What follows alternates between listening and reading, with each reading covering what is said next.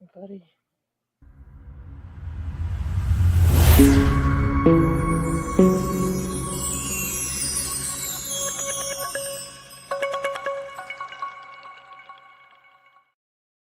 Hey, welcome into Rob Wright's Gen X Pop Culture. And today we're talking about Band of Brothers Episode 6, Bastogne. And we're really getting into the meat of the show. Probably some of the best two episodes are 6 and 7, in my opinion. And some of the most intense fighting and intense uh, situations that the guys are having to go through. Heather, looking at this episode, oh my goodness, there's a lot going on. Oh my God. It makes me cold watching it. I hate the cold. And so this whole episode, I'm just like, oh. And then some of the really gory injuries or wounds that we haven't seen, quite so badly up to this point, it gets a little bit gruesome. So yeah, this one I'm kind of always like, ah, Yeah. The cool thing is the surround sound is awesome if you got surround sound, yeah. folks. This is one of the best episodes to watch with the surround sound and the next one too. But we're gonna set the stage for this episode of Band of Brothers, and then we'll bring on the slides in a few minutes. But we're gonna give kind of a summary of the episode. We're gonna talk about some of the key characters because there are a couple main ones that it really focuses on. Particularly Doc Roe is the main focus of this episode of Band of Brothers, which I think is really unique and cool that they decided to focus on a medic. You don't get that outside of MASH, really, Right. hardly at all in any military situation. And then, we'll go through a lot of this. The thing about this episode is it feels like you're in with the guys for a while, and then you're off the lines, behind the lines, and then you're back on the lines and off the lines. It feels like you're a little bit back in the fourth, which I think helps to break it up and Hmm. helps add to the intensity of it. But it's very interesting. So we're going to describe it and go through that. This is the beginning of the Battle of the Bulge, the famous Battle of the Bulge. We'll talk briefly about that, but really the next episode gets into the offensive portion of the Battle of the Bulge, where the Americans go on the offensive. Mainly, Easy Company's just there for defensive perimeter, protecting the city of Bastogne. Heather, do you want to give the summary and talk a little bit about the episode in the Sure. summary? Sure. I will read the summary. So it's a cold, harsh Christmas of 1944 for the men of Easy Company as they try to hold the line around Bastogne against attacking German forces. They have no winter clothing, limited rations, and little ammunition. For Eugene Rowe, one of the medics, the problem is getting basic medical supplies. He's been scrounging what he can, but it simply isn't enough. He's managed to get supplies from a Belgian nurse, Renee, in Bastogne, but as the casualties mount, he finds himself lacking even the most basic supplies. The men of Easy Company are left on their own much of the time, as the company commander, Lieutenant Dyke, otherwise known as Foxhole Norman, spends most of his time, of course, in his foxhole. And this, like Rob said, we are at the very beginning stages of the Battle of the Bulge, which was also known as the Ardennes Offensive, and it was the last major German offensive on the Western Front during World War II. And it lasted from December 16th, 1944 to January 25th, 1945 in the Ardennes region, that offensive. The Germans' goal was to split Allied forces and recapture the port of Antwerp, but their offensive ultimately failed, resulting in heavy casualties for both sides. It was launched through the densely forested Ardennes region between Belgium and Luxembourg. The offensive was intended to stop Allied use of the Belgian port of Antwerp and split the Allied lines, allowing the Germans to encircle and destroy each of the four Allied armies and force the Western Allies to negotiate a peace treaty. Um, so we're around the importance of the town of Bastogne is that it blocked German access to the key roads to the northwest and to the west, which route they were required for their success in taking the port. So that's kind of where we start. This is the Germans have mounted this offensive, and Easy Company is kind of entrenched here around Bastogne. They're encircled by the German forces. Yes, and some of the key characters in this, we mentioned Doc Rowe, which I thought he's played beautifully by the actor. I can't remember his name, but oh my goodness, he did a great job. And apparently, his family, seeing this episode, thought that it was a good representation of him. However, his Cajun accent wasn't as Cajun, or wasn't really as Cajun as they made it out to be, Right. is what I read. But we've got him. We've got the nurse that we mentioned, Renee. What are some other key characters that you noticed in this one that we want to talk about? Well, I wanted to say I love how they did this episode focused on Doc Roe this time.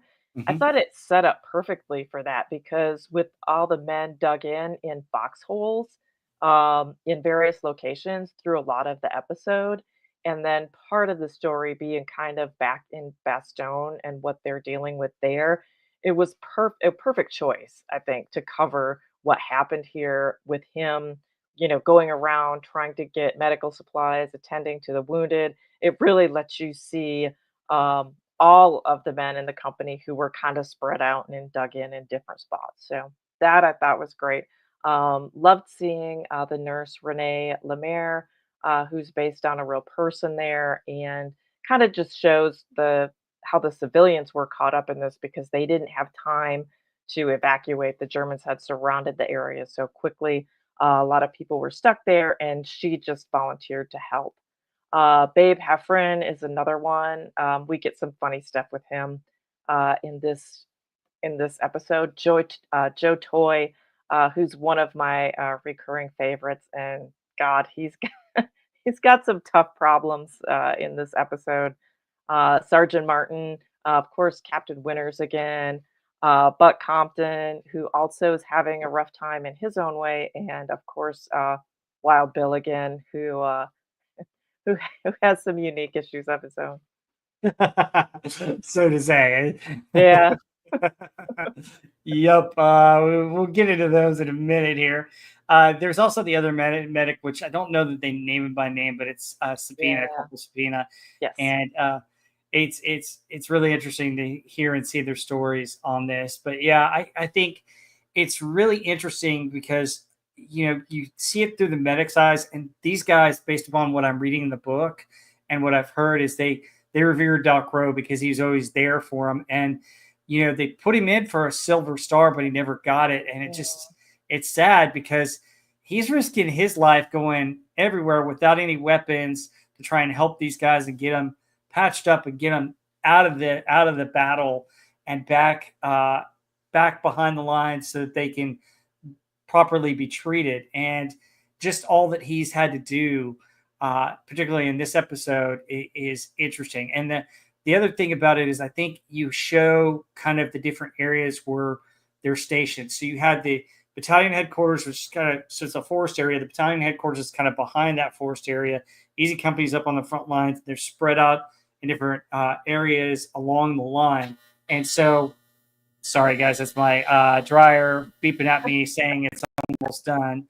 Um, laundry just has to get done sometime. yeah, That's what the weekends are for. Anyway, so using Doc Roe as the main character helps you show where Easy Company was in their foxholes, shows you where like Captain Winters and the main unit was, the headquarters of the battalion, and it really gives you a feel for where they were and what the different foxholes look like, and was able to bring in other characters because you had Doc Roe going asking for morphine at the beginning of this, which I thought was a really great choice. The book has one chapter dedicated to this portion, and it really doesn't talk as much about Doc Roe as the episode does. So this episode, they're probably taking a little bit of liberties, but man, I don't know. I mean, I could see Doc Roe or a medic being this involved, mhm. which Oh, absolutely. yeah, which I think is very crucial to any unit um, that's out there. I mean, that's just a big thing for a medic to have to deal with. And um, the other aspect for me personally, my dad was a doctor in the army, and so Wow. while he wasn't necessarily a medic on the front lines, he was mainly stationed at a base or fort and seeing the guys, in the fort. I do think of my dad when he had to go out and once a month or once a quarter, he'd have to go out in tactical field duty for a weekend. and he'd have to be like a medic. So it's interesting. It's Yeah. It would be stressful just because, right, you're still, even though you have the Red Cross, they're not really supposed to fire on you. Mhm. Um, but there's, bullets flying everywhere, there's shrapnel flying everywhere. I, you could just as easily accidentally get hit by any of that. And yeah, because you're right, you have to come right up into it to try to get the guys and treat them. And yeah, it would be a really stressful thing to deal with. And plus, you're probably attached to these guys, which they've shown a little bit, right? You've spent so much time with them, you get to know them. It would be difficult because a doctor in a hospital is treating someone they don't know. So a little bit more detached. It would be really tough to be with these guys constantly and then having, seeing them wounded like that would be hard. It's stressful just mentally. Oh, absolutely.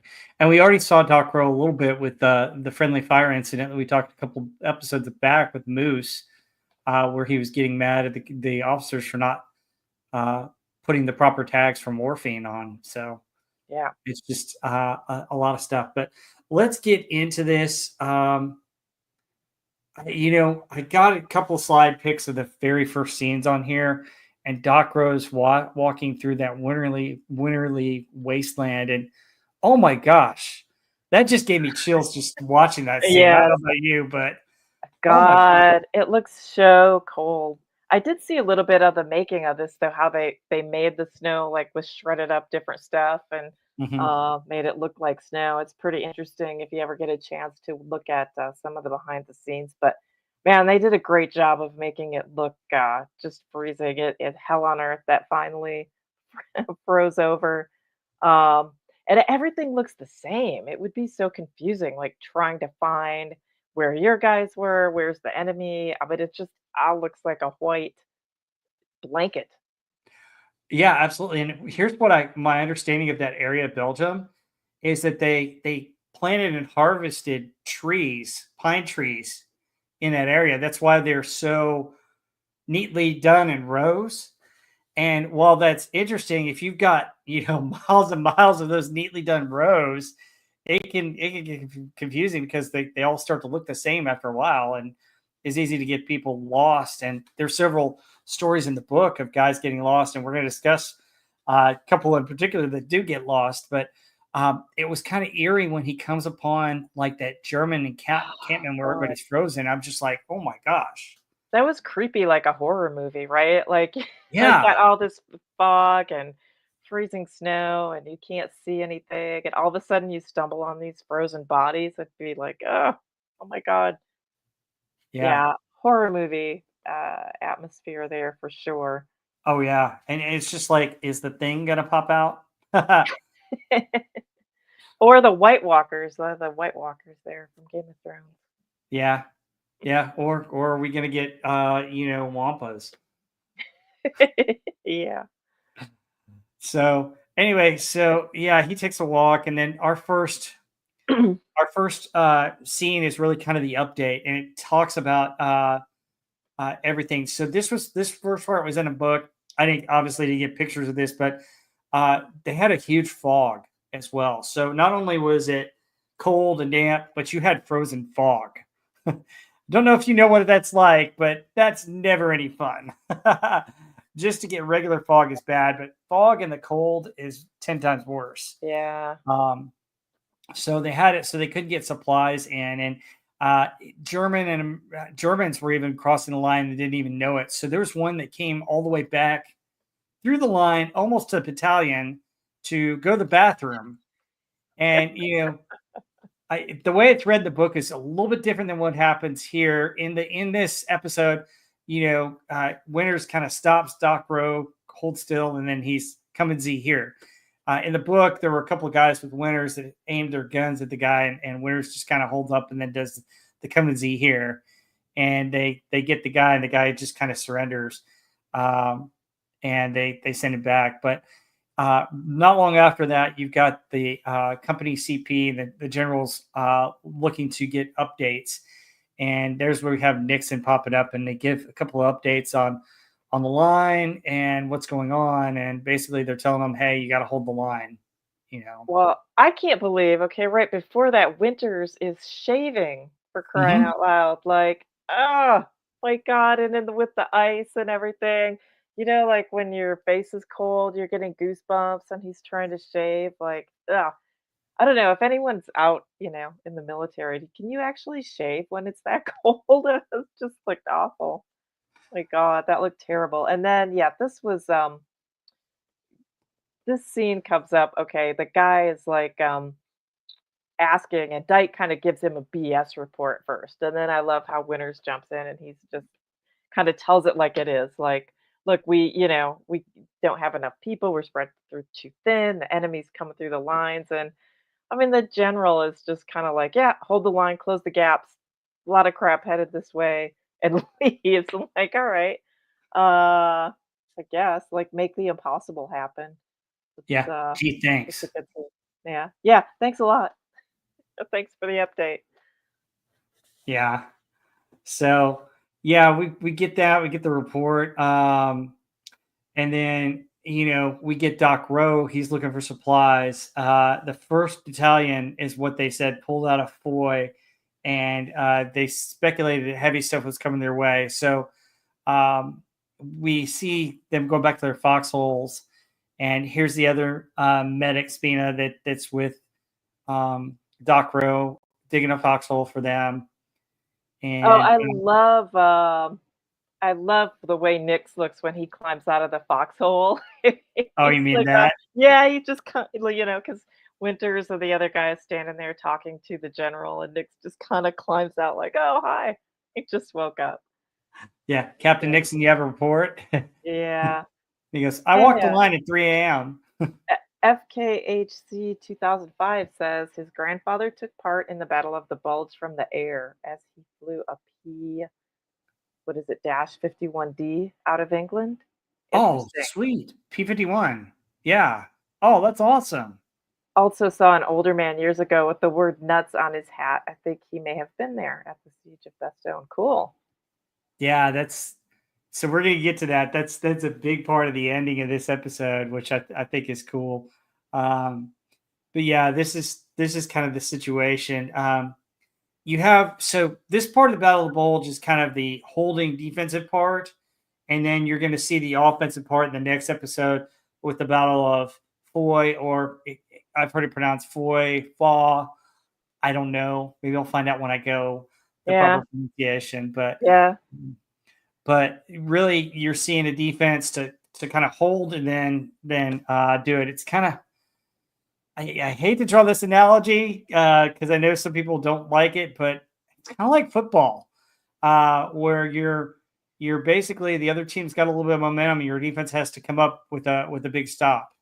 Yeah. And this is Easy Company and 101st really making their goal line stance, Yeah. um, and No, I kind of. think it's a good, good analogy. Obviously, not the same stakes. I mean, but Mhm. yeah, they have to dig in there and make a stand, and Germans are trying to throw everything at it to get to their objective and turn the momentum of the war because they're getting pushed back. So yeah, and got to hold Bastogne until reinforcements can come. Yeah, and resupplies, especially. So, but yeah, this update really gets you in the mood for. It's a chilling thing for the show, and then it really kind of sets the stage of how desperate and how dire the situation was. Um, so we get into the foxholes, and there are two medics in there, and Doc Rowe's like, I'm almost out of morphine. And morphine was huge for them because that's the only thing you had to give the guys to provide some kind of relief, especially to calm them down uh, for that. And basically, it's kind of the hunt for supplies and morphine, especially scissors. So scissors were at a commodity at that point too. So Right. To try to cut, clothing if they're wounded, yeah. just cut it off so they can get to the wound too, which yeah, I don't know what had happened. I guess through all the fighting and everything, his scissors had gotten lost or damaged or something. Yeah, and you see some of the guys just foregoing the morphine, right? Saying, I don't need it, save it for someone else if they're not Mhm. that bad because they realize um, how low the supplies are. Absolutely, absolutely. I love it how they go, someone says, "Oh, go get Lieutenant Dyke. He doesn't need his." Oh yeah. Yeah, And speaking of Foxhole Norman, so it's I think this is a funny we get to see more of Dyke in the next it's episode. a great There are glimpses scene. of him today, but this is hilarious. Like he goes, two medics in the same foxhole. What happens if you guys get hit? Which that's legitimate, but also you're the lieutenant. Can't you order them to separate? Right. Well, the funniest too is he's like, "Where's my foxhole?" And Lipton's like, "Oh, I'll show you the way back there." Like he's a nursemaid. Yeah, Yeah, well, so funny. I think Lipton at this time is still first sergeant in the company. So he's kind of like almost like an executive officer to for the enlisted men for that, other than the lieutenant. So Yeah. uh, No, he's great. Lipton's great. Again, one of my favorites in the oh yeah, and show. the next episode focuses on him big time. Next time he's one of Yeah. my favorites too. But yeah, it's kind of funny. And then we're in the thing, and then we hear about Wild Bill's little thing. So Bill Garnier, um, he has a problem where it's hurting to go to the bathroom, and makes me wonder if he has like a kidney stone because Oh, I that's didn't know if it was just an infection, like a urinary tract infection, yeah, an just from infection or being kidney stuck stone or in something the like that. foxholes and not getting enough water or something. Could be. That's what I was kinda thinking. Yeah. FKHC 2005 basically says something really interesting. Going back to Saving Private Ryan, when they were on the beach, the medic said, "He's good. Treat. He's gone." Yeah, pretty Mm, much. Pretty much. And then he said, the "he's gone" was still live, I believe, but there was nothing they could do. right. Yeah, they have to triage really quickly and just not Oh take yeah, time on someone who won't make it, which is a tough call too. yeah. To be able to diagnose that quickly is very interesting. Um, But yeah, we have the no scissors, no morphine, and then we get some shelling and some injuries. Um, and you get, um, somebody in their foxhole gets hurt. Toy was missing his boots, and later on, we're going to find out the consequences of that. Well, it's Uh, just like all of a sudden people start screaming medic a lot in this episode, oh right? yeah, Like it's calm and then all of a sudden you just hear medic, like everyone start hmm yelling and he has to start running and yeah. I too like, oh my God, they're so close. They're so spread thin and where they're running and they step right into the German foxhole. I think it's Babe Heffron who stepped just hmm and the guy pops up and he's like trying to run All right. before he gets shot. Yeah, so this really did happen. They had to go actually into Bastogne, not into another CP, but they went in and they decided to take a shortcut. And so they take a shortcut. It's Heffron and the other medic, Spina. And basically, Heffron accidentally steps in there and it's Germans. And there's a funny part in the book that describes this. Hang on, let me find it here. But all right, so basically, here's what it says in the book. This is in chapter 6 of Bastogne and Band of Brothers. Heffron suggested a shortcut across the wooded area. Spina agreed. Heffron led the way. Suddenly, he fell into a hole. There was a shout of surprise. Then a voice called out from under Heffron, "Hinkle, Hinkle, is that du?" Heffron came out barreling out of his foxhole and took off in the opposite direction, yelling, "Hinkle your ass, Kraut." He and Spina got reoriented and finally found Company CP, which is hilarious. But the funny thing is that Spina, who recalled the incident, concluded, "To this day, every time I see Babe, I ask him how Hinkle is feeling or if he'd seen Hinkle today." That's so funny. So, just one hilarious thing. But yeah, that was a lighter side of this episode. It was kind of funny, and I'm just glad they got it. They escaped. From Yeah. imminent danger in this. Yeah. Well, some because like the way some of the foxholes are, the bigger ones where they're really deep, and then it's like they put a blanket over the top of Mhm. it so that Yeah. the snow, I'm assuming snow doesn't get in there and you get all wet and cold.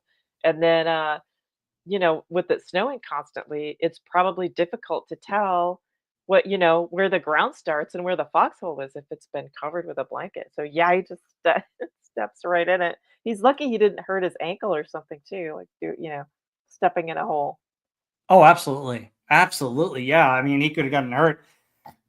I Oh, oh, love how like Toy's foxhole too looks pretty elaborate. It looks like they've got a big roof built over the top with like they cut some tree branches and they've got a lookout thing and a whole elevated roof and it got like the 5-star foxhole going on there. yeah. Hey, Lombardi, 1969 and 2104 Dogface. Glad you can make it. Thank you for being here. Um, but yeah, after that incident, you have a couple other things where they're checking some more foxholes, and they finally find scissors. And I don't know, I found this part kind of funny too, because guess who had scissors? Oh, Picante, of Yeah, course, yeah. He's like doing what, brushing his teeth there. He's got like yes. a little storage of wares there. He's the collector. It's so funny. But I found it too amazing that these guys could just keep, joke and laugh and kind of keep their spirits up in like such horrible circumstances. Oh yeah, absolutely. The one thing I read about in the book that talks about in this episode is that really I, they couldn't sleep very well in those foxholes anyway, and they were so cold they were huddled together. Hmm. But a lot of them would just talk about different things about their lives, about other stuff, just to keep their minds fresh. Because Right. really, the cold weather, what it said in the book was the cold weather made it harder for them to react, and that it was hard to sleep, hard to do anything, and especially with shelling going on every couple of hours during the night as well, and the snipers during the day. I can't imagine all the things these guys went through that night. And it brings me back. We forgot to mention the guys at the beginning, the opening, talking about Bastogne. Yeah. It just sounded horrible, right? Like just a hell on earth. Oh yeah, and Indescribable. the one guy talking about his wife, and he's like, on a cold night, I tell my wife as we curl up for bed, I'm so glad I'm not in Bastogne. Yeah. So we'll get into some of the stuff the other guys said a little bit later because, like, wow, Whew. ah, it I gets was kind of crazy. wondering, like, why couldn't they, snag some coats? I mean, there's so many, you know, soldiers who have been killed. Like, aren't there any with coats? Like, yeah, And you I mean feel like the like German trench coat or something like that? yeah, I mean, the Germans had heavy coat. I mean, not you could turn it inside out if you didn't want it, people looking like, at least cover up with it in the foxhole or something, like yeah. Yeah. Uh, 2104 Dogface says, talking with Bill about the foxhole, Bill said this to start them, they would fire a few rounds in the ground, and they'd put a grenade in the loose dirt and it'd break up the dirt so Oh, they could start digging. good Wow, that's idea. kind of cool. Yeah. Yeah, definitely. Yeah, because if you Definitely. got hard frozen ground, like, getting through the top layer would be tough. Yeah, and I It was read in tough the pick. book where some of them would put like tree branches over them just because falling tree branches that it would kind of put a barrier, but the problem is they didn't have a whole lot of axes to be able to chop stuff down. Yeah. Well, maybe some of the branches that had gotten blown off from all the shrapnel, you could Hmm. probably might be able to use some of that to recover. Yeah, absolutely. Um, all right, so they have one of the Doc Roe in action where one of the guys gets hit and he gets taken out. That is Um, such a gruesome injury, oh my god, where it's like splinters, I think, from a tree, yeah, um, and it just goes into his leg. At first, it looked like bone. I was like, "Ugh, oh my god." But a funny line when Picante was carrying him and he says, "Oh, you got blood all over my trousers." yeah, Like, okay.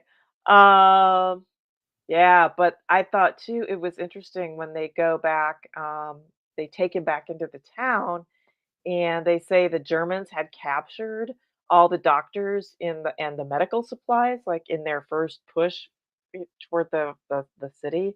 and it all got cut off. They couldn't evacuate, so they're giving the guys booze for the Hmm. pain, and have just bed sheets for bandages, and uh, it's a tough. When they're taking the guys back, um, the wounded back here. I mean, this is not a great situation here either. And I don't know. No. Do you know anything about this set? Because it looks phenomenal. Like, did they build this and then Yeah, blow it it up? was. Yeah, it was in the studio from what I read. Okay. All in the studio. That's phenomenal though, how they did that. They did Um, a fantastic job with this set, making it look like the town and all that, blowing it up after. I mean, they had to have built it separately because they kind of blow it all up. But yeah, really interesting. yeah, the cool thing about it also is what they did with the lighting to make it look either larger or smaller or more intimate as well. But here's where we see the nurse, and we see kind of inside the ward here where he's looking for supplies. And we see the group of men. And you find out that they can't ship them out because they're surrounded. There's no way to break through the lines and get men Right? out. So, yeah, they're having to give them booze. They said one guy was giving booze, and and it was great, but he got a little bit too tipsy, and he was thankful that he still had his helmet because it proved very valuable. He was green on the inside and the out. So Yeah. I described in the book. Yeah, I mean, booze is not the best thing, right, when you're wounded because it's thinning your blood. I don't know if that's, Mhm. but I guess you gotta do what you gotta do. Yeah, I mean, I guess if it helps numb the pain. Yeah. 2104 Dogface says the woods were inside. The town was set outside. And Yeah. FKHC 2005. I think maybe a nun, if you remember the longest day, the nuns were also trained as nurses too. But I didn't get the impression that she was a nun, but No, she's not a nun. She was just there visiting her parents for Christmas, and, mhm, so she ended up volunteering once the town got surrounded. I think, her husband or fiancé mhm. was Jewish and had been taken prisoner by the Germans, and, yeah, so she was just volunteering, helping out there. Yeah. And so you see kind of the hopeless situation the doctors have back there, and he's looking for supplies. Um, and he gets some supplies, and he smiles after she gives him some chocolate. Yeah, and So it's nice he's Cajun, speaks a little French, I think she yeah. does too, so they're able to bond a little bit.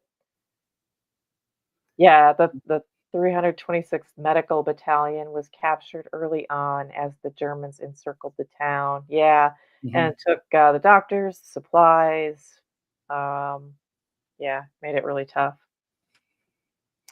Yeah, and he also gets some boots for Toy as well. And I thought Yes, that was which a was funny scene. He goes good. Oh my he goes, god. "What size? What size?" "9 like everybody else." So was that a joke, like, that their boots didn't fit very well, or they just kinda gave everyone that's like a generic, "Oh, everyone's kind of a size 9 or 10," or I I think so, I'm not sure of that. I I know that wasn't sure if that was maybe like an inside reference that, the boots, weren't fitting very well anyway, but god, that was awful. So he had taken off his boots to, like, dry his socks, and they get just blown blown away or blown mhm. up. So I'm like, "God, it's so cold," and he has to sit in there with no boots on, and, yeah, that just looked awful too. Yeah, that would've been awful. But anyway, Renee gives him chocolate, and he's got supplies, and then we get the mini story in here of the replacement, who we show unloading supplies and helping out here, and then he has to go to lead the patrol, and so there's a patrol that has to go out, so they have to do random patrols out here, and it's described a little bit different in the book. 2104 Dogface answers the question. Oh, jump boot sizes are all over, and if they're wet, they can shrink. Yeah, yeah, it didn't surprise me. So, Oh, but, yeah. but yeah, the kid wants to lead the patrol, and Martin tells him no, and then Martin talks to Doc, and Ugh, that looks awful. Yeah, and then Like a they go out on the patrol, and he's with Martin, and he gets Martin tells him to go back and tell the you know communicate down the line, and then he gets shot, and that's kind of gruesome. We'll get past that slide, but they're kind of pinned down, and it's a crazy patrol. I mean, um, my understanding is that you had German patrols, and if you come upon like a nest, oh my gosh, it just would have been shock. But it was, it would be so hard to see. I mean, you can't really see ahead in the forest like mhm, that, and yeah, with the snow coming on, because the Germans are dug in too, and with the snow then coming on top of everything, I mean, you could just stumble onto each other, and hmm not even realize it until it's too late. hmm yeah, Contact patrols, yeah. yeah. They had to do them daily. I mean, my goodness. And they ended up. Usually, you don't leave a man behind, but I mean, they had to leave him back because there's machine gun fire, and even when Christensen could get up his machine gun, it wasn't enough to return fire. So part of the patrol that it describes in the book is that Lieutenant Peacock was the one leading the patrol, and one of the things it said about Peacock is you had all our familiar people like Martin and our boy Bull and some other guys were like asking him questions. Okay, well, who's taking what flank? Where are we going? And Peacock was like, I don't know. We'll figure it out. And that was part of the problem with Peacock. He was indecisive as a leader. Um, yep. And 2104 Dogface also comments the scene is kind of wrong as Babe wasn't on the patrol when Julian was killed. Exactly. And apparently Julian had been a replacement with Babe, and they knew each other well, and that affects them in this. But yeah, Babe was in a different squad, I think. So it wasn't Babe going on the patrol with this squad. But yeah, it's interesting to see and hear this, and it gets real bloody and real loud in this sense, and it was a bloody pullback. But Doc Roe staying behind, and he's sitting up against this tree, ready to go, ready to spring into action. I thought that was interesting. It's an Just the interesting visual thing. sounds in this, right? Because you see Yeah. him here sitting completely still with the cigarette and that look on his face, but you can hear all the screaming and the gunfire and, hmm I mean, the use of sound in this episode was great, hmm as you just can imagine just having to sit there and um, there's gonna be a lot of or wounded or problems or something because you could just hear all this going on in the background. hmm Yeah, and 2104 Dogface points out something that doesn't get mentioned in the episode that Julian's body wasn't recovered till much later, and the killed in action date on his grave is wrong. Kind of Mm. sad to see Oh, and that's hear too bad. about. Yeah. Um, but anyway, so Doc's called in, and there's not much that he can do at that point. And then they pull back, and I thought this was key. This is a little bit behind the scenes that you're gonna blink and you'll miss it. But Martin reports to Winters, and then you have the whole patrol kind of eating together, and then I don't know if you noticed this, but Winters sits down to be with them for a minute, and Yeah, I thought I it did was notice really good. that, and yeah, it's impressive that he's here with them, right? He comes to sit in the foxholes with them, and you see him interacting in this episode more than Dyke, right? Who's supposed to hmm actually be with them. And I was surprised because Winters, with his promotion, hmm I would have expected him to be more like back in the town, maybe, or hmm not right up on the line with them the way he was. Yeah. Well, the battalion headquarters is a little bit behind them, not quite to the town, but it was between the town and the men where they were encamped. And so for him to come up on the line like that uh, is probably not very common. So for him to do that is pretty awesome. Yeah. Um, so High Swift -1. Hey, Swift. And then 2104 Dogface says Doc's son has written some books about his dad. He doesn't recall the title. Yeah, I'd love to hear about that. It's interesting to hear about Doc Roe, and a lot of the guys say in everything that I've read that Doc Roe was a key member of Easy Company, that he was so very important to them. Um, so anyway, and, you got some of that. Oh, I thought too it was interesting. I think it was on, no, was it this guy? The one because one of the guys gets shot in the back, running back, and I Mhm. don't know if it's the spot where, Doc puts the M on his forehead in blood just so that they know he's had morphine. I thought that was interesting Yeah. too, to show that. And then so there's another portion where we see them huddled together at night, and he was looking for Heffron for something. Turns out Heffron's in this other foxhole, and so it shows how they had to huddle together uh, at night with those with body warmth, and uh, Yeah. you know told you the story before, but this is a funny one that's in the book. Apparently Heffron was with this one other guy, and they were huddling together for warmth. And the one guy kind of reaches over in his sleep and starts rubbing Heffron's chest, and it wakes him up. And he's like, "What the heck?" And he like elbows him and wakes him up. And he's like, the guy's like, "Oh, I'm sorry, I was dreaming of my wife." And he's like, "Hey, buddy, these clothes ain't coming off. You need to knock it off." I just thought it was just hilarious. I nearly laughed. You laugh so much about that. But it shows just the cold and how much these guys had to huddle together to just keep warm because their supplies, when they did have supply drops, the Germans were intercepting them. So, Yeah. yeah. And then I think this is like the next day where another guy gets shot. And basically, it's the one. So it's described in the book where the guy gets shot through the shoulders and he's basically paralyzed from his neck down. Yeah, that was awful. That Yeah. hot it didn't seem like he should be paralyzed from that. That was like, ugh. Yeah. I mean, it missed part of the spine to where he would have died. And then also, if been an inch higher, it would have completely missed. Apparently, it was a sniper. And Mm. it said in the book that Shifty Powers and a bunch of his buddies went and got the sniper right after that. But anyway, they had to pull him out. And this is the part that was kind of gruesome on this because Roe's pulling him out and Lipton's helping. And,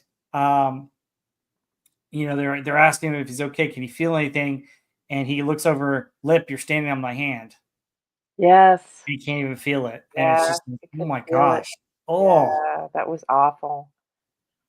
you I don't know, know, and then the trench foot was awful, like, is that I yeah, we're thought that getting was that. That's coming up. Yeah. okay, so I thought that was more common where it's wet, but I guess with the snow and it's melting, I don't know if that was a common problem or if it was just toy in this. Well, I mean, think about Toy with his issues without any gear, Without the boots, yeah, Mm. but ugh, God. Yeah.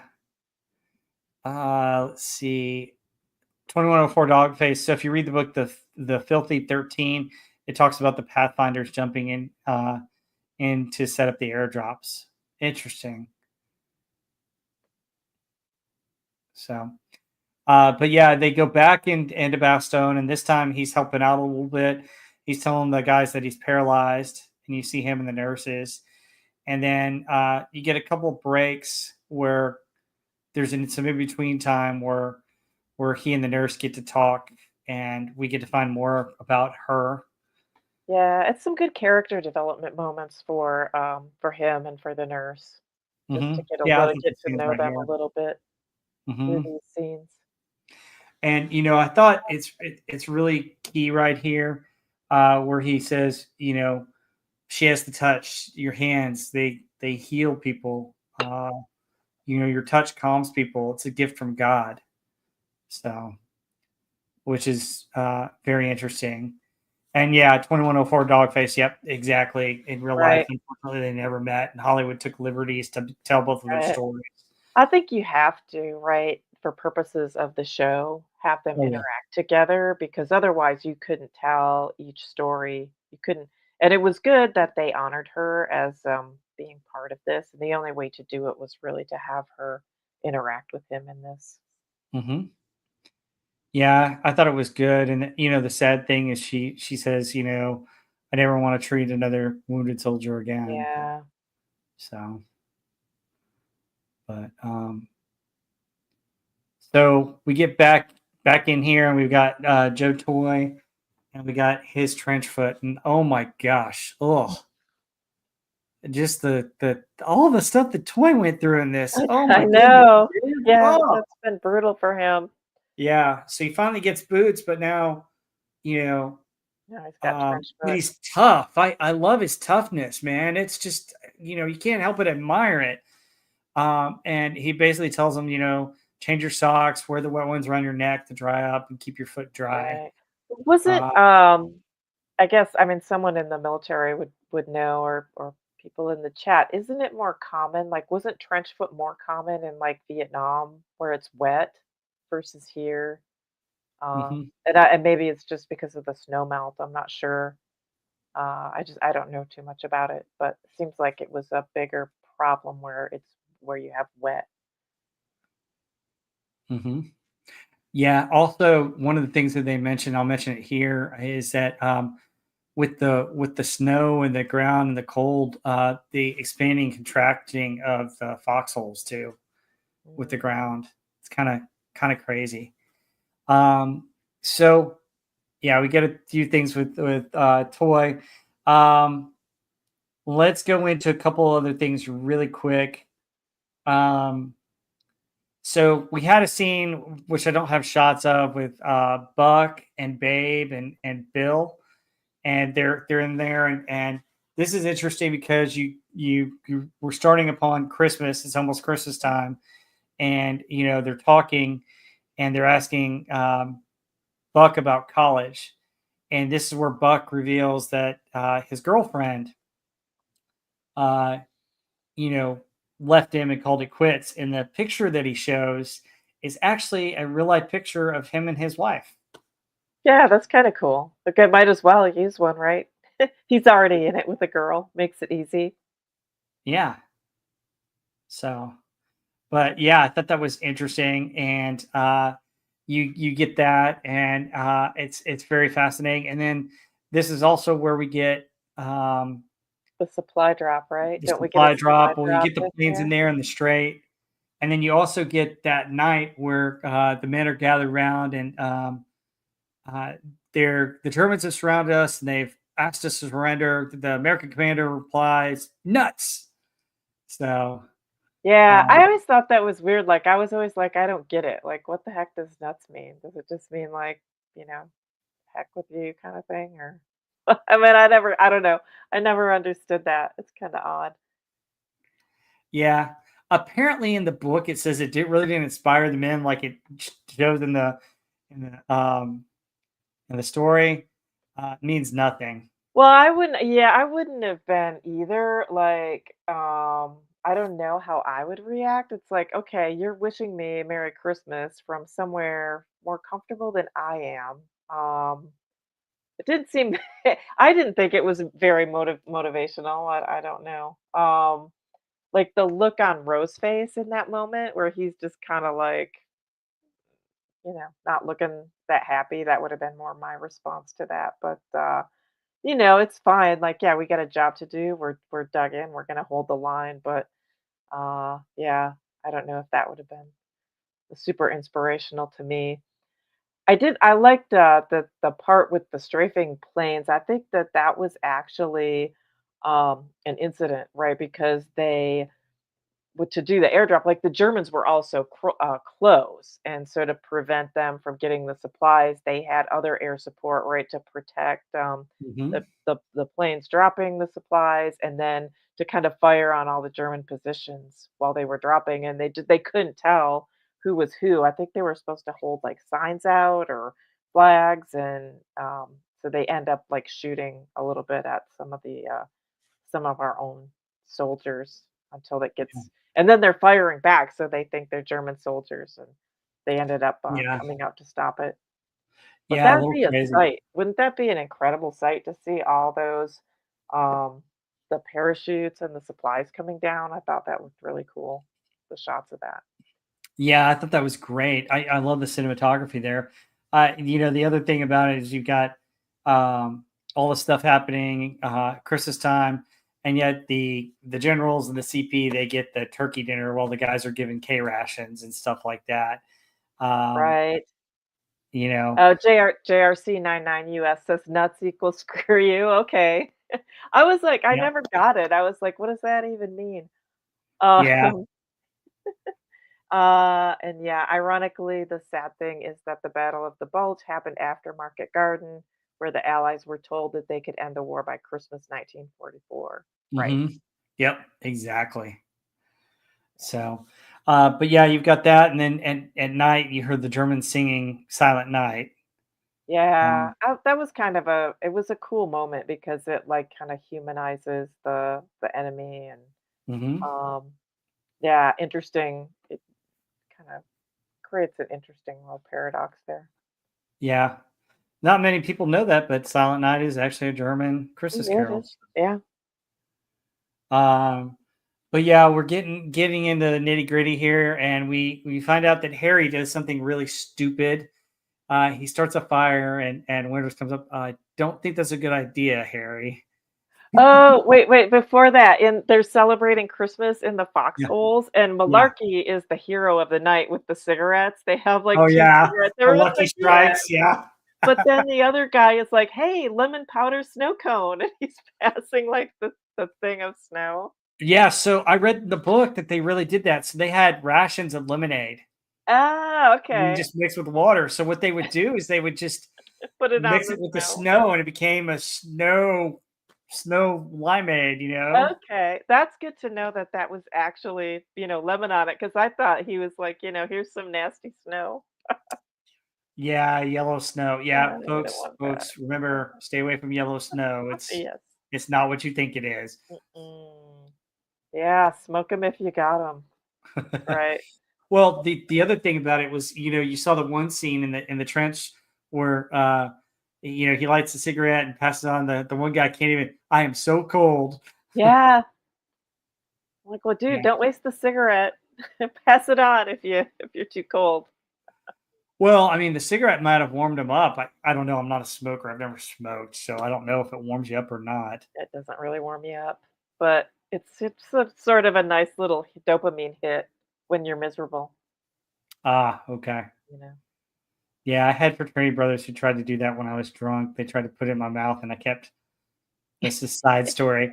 I was I was drunk with my fraternity brothers, and they were like, "You don't smoke." I was like, "No, I don't smoke. I don't smoke. Don't put that in my mouth." And they put it in my mouth and tried to light it, and I kept spitting it out of my mouth and stomping the cigarettes. And they lost like half a pack doing Oh, this, and they jeez. finally quit. And Oh, I was like, no. "No, we're done." Oh, So how funny. yeah, yellow Yeah. isn't pineapple flavored. No, it's not. Yeah, 2104 Dogface says it was a powder mix in your dinner K ration. Yep, Mm, that's what I read. cool. So, but yeah, I mean that was interesting. And then we get Harry starting the fire, and not a smart move. God, well, it was funny too, right? Because they all come out and like, "Are you crazy with the fire?" But they can't resist then huddling around it and trying to warm up their hands and like, you know, they all say, "Oh, just for a minute, just for a second," and someone else comes out, "Are you crazy?" And then they have Yeah. to, go in. You could tell how cold they are. It must have been so hard to resist, but yeah, Well, this is and the officers too that are sadly, supposed to be right. disciplined. Right. Well, yeah, and that just tells you how freaking cold they must have been. Yeah. Oh, yeah. Absolutely. And part of it is the smoke, and even though the battalion headquarters is further back, you give out smoke Yeah, signals, they know where to hit you. target, yeah, target right on it. Yeah, so he gets hit and he gets taken out. Now, there were some liberties that story's not exactly in the book, but it mentions that Harry Welsh got hit and he had to pull out. Yeah, I was Uh, gonna say, was there any more information on that? Because the leg injury looked really gruesome. They had to put a tourniquet on really high. I wondered, was it really that bad? Like, because that looked like he could lose the leg. oh And yeah, I don't know, was it exaggerated for that, or did he really get wounded that badly? yeah. It doesn't say. Hang on, let me see if I can.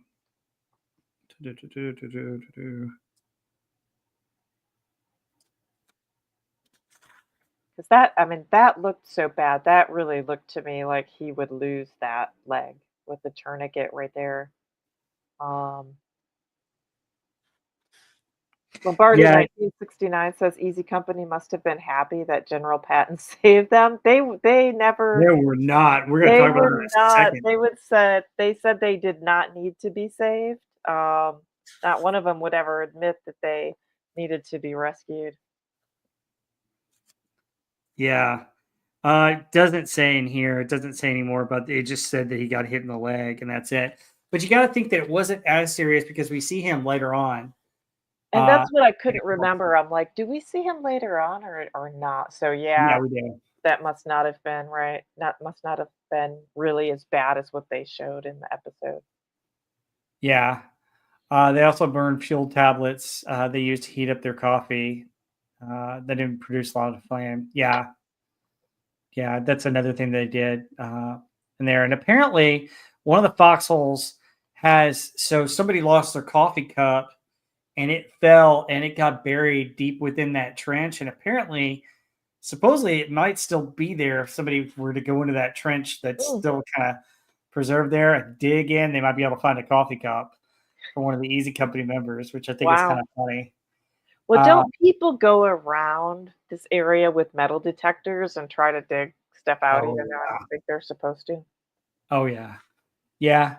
And then we get another last part of Doc Roe, and he's kind of frozen at this point, and they call for the medic, and somebody else gets hit, and he has to go back to take him back to Belgium or back to Bastogne. Bastogne. Yeah. Yeah, and I didn't have any screenshots of this, but he takes them back to Bastogne, and the supplies are starting to come in, but they're shelling on actual Bastogne, and the hospital Yeah. gets hit.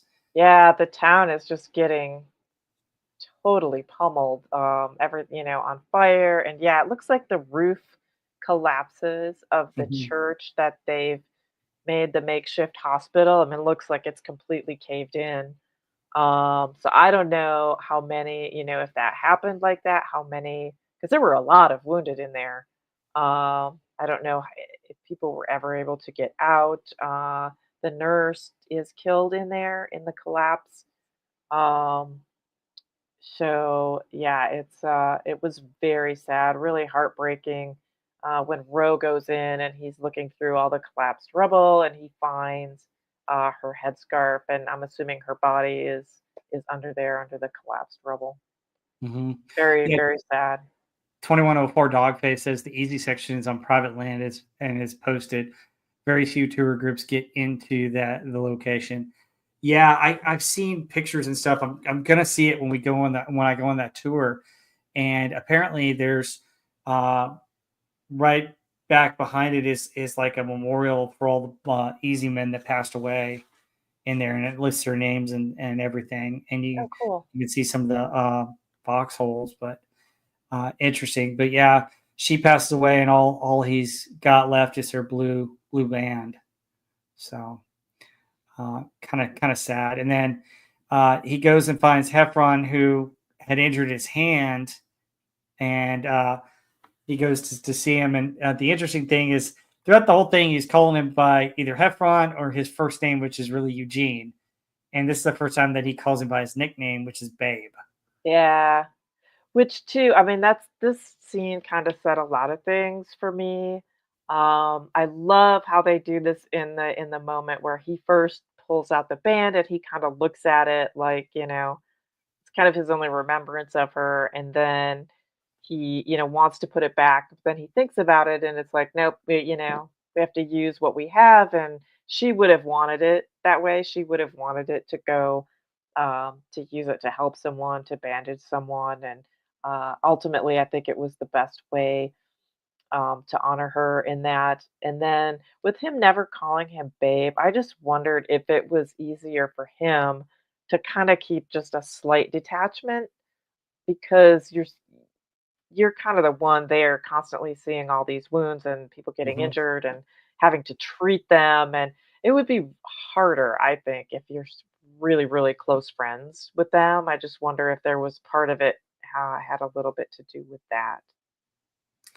Yeah, maybe. There is a sense that the doctor's got to be able to treat everybody and got to be able to get people in and out, and doesn't have time to learn maybe nicknames, or he's got to treat so many people in the company that doesn't have time to remember all the nicknames and stuff too. Or yeah, I mean, just like if you're super close and buddies with someone, I feel like it would be harder. It would be Mhm. harder to treat people too. Yeah. Yep. It's interesting. I wonder, I know Doc Roe had passed away before the series came out. So I wonder what some of the men had to say about him afterwards. I know they say good things about him in the book, but I wonder if there's any more that they had to say. 2104 Dogface, did they talk about Doc Roe at all with you, or did they mention anything about him?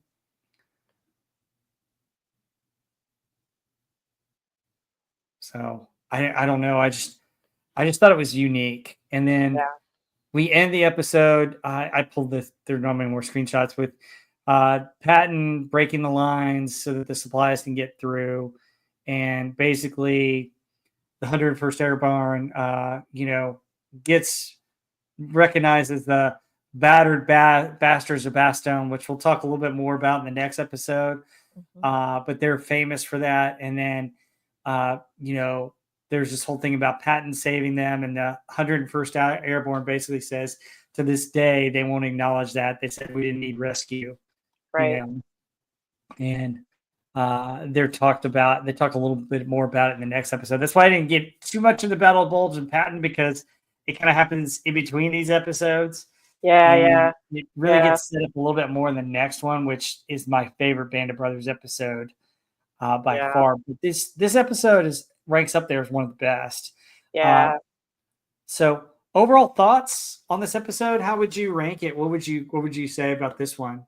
This is one of the best ones for me too. It's one of my favorites, and like I said, I thought it was just one of the best ways to portray something like this because it's not a consolidated action, Hmm. um, and you're looking at men who are spread out over a wide area. And I thought, I mean, as you're focusing on different characters, it's great to focus on the medic for this, but you're getting that, where he's going around seeing all these different people, and it allows you to see all these different areas where they're spread out all over. So I thought it was really well done. Yeah, the Battle of the Bulge happens over, a longer time period. So this is like the first German offensive that comes and surrounds Bastogne, and they're trying to hold that point where all the roads are until Patton can get up there. And so, I guess some people could say Patton came and rescued them, but they really kind of rescued part of the war effort, right, by holding that position, not Hmm. allowing the Germans to advance. They held it until other, support could get there and push the Germans back again.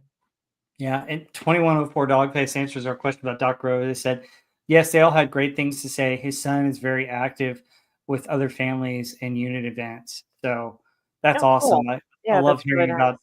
about the families and stuff. I mean, to me, he deserved a medal or a citation just for his work, and just in this episode, if he really did a lot of this stuff, which I'm sure he did.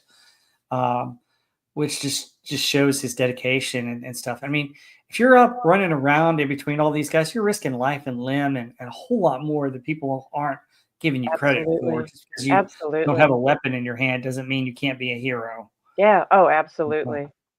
Yes. But I thought it was very important to show that, and I think me with my parents, doctors and nurses background, a very important role in the military and in life. So want to just praise and be thankful for all that, and that's what I love about this episode. It's definitely one of my top three. Yeah, Um, saves a lot of lives getting attention to them really quickly right there on the front lines. 2104 Dogface said the Battle of the Bulge reenactment back in the 90s were epic with all the vets for 3 to 4 days. Oh, I bet. Oh, Oh my wow. gosh. Yeah, my goodness. Yeah, that had to be a heck of Yeah, a way. And then that movie is incredible too. I don't know if you ever seen that Battle of the Bulge movie. I have not. Yeah, it's interesting. I'll have to Um, check that out. I have not watched it. yep.